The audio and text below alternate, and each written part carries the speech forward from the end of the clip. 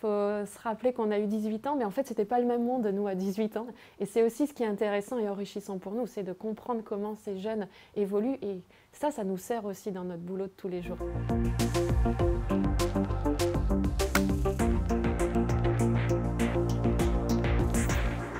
Toutes les femmes peuvent être marraines, et c'est aussi ça qui est enrichissant dans le programme, parce que les jeunes filles aspirent toutes à des métiers différents, à des strates aussi différentes dans l'entreprise. Donc c'est important qu'on ait aujourd'hui un panel le plus large possible de femmes qui deviennent marraines.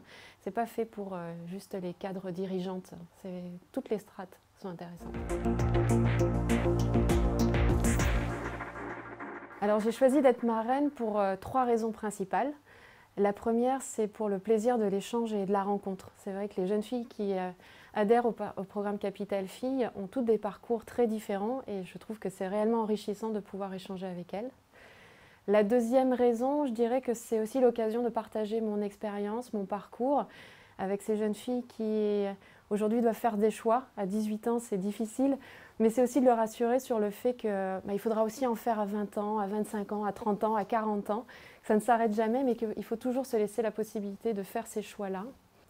Et la troisième raison, je dirais que c'est pour aussi les engager à oser s'engager dans des filières qui sont peut-être un peu différentes de ce à quoi elles étaient prédestinées ou à quoi on les prédestinait, mais qu'elles osent suivre les filières qui les intéressent réellement. C'est très libre. La difficulté, c'est qu'il faut oser, mais que ce soit du côté des marraines ou du côté des filleules. Donc il y a quand même ce lien-là qu'il faut créer. Et c'est vrai que d'être assez libre dans le dispositif, ça nous permet, nous, d'imaginer et de construire notre relation avec la jeune fille. Alors c'est toujours plein de timidité au départ. Et ensuite, l'idée, c'est de pouvoir créer ce lien-là. Alors, ce que j'essaye de faire, c'est des petits mots réguliers, parce qu'elle n'ose pas forcément m'appeler directement. Donc voilà, il faut que ça vienne aussi de moi. Et après, elle prend ce qu'elle a envie de prendre, tout simplement.